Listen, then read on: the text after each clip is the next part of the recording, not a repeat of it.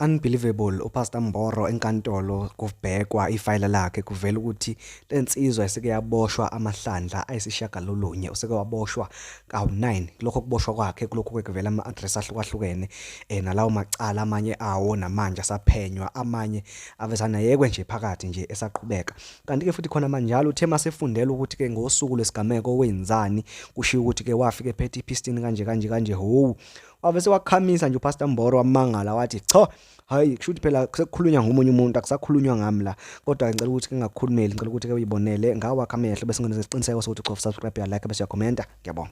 Mboro was holding a pistol in his hand. He entered into the car and drove away. Paragraph 8.4.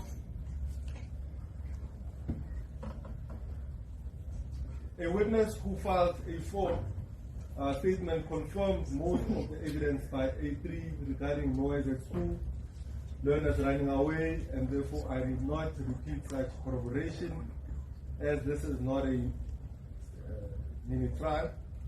My duty is to merely give sufficient and correct facts of the case in terms of which the Honorable Court can take an informed decision on whether the case against the accused is indeed strong.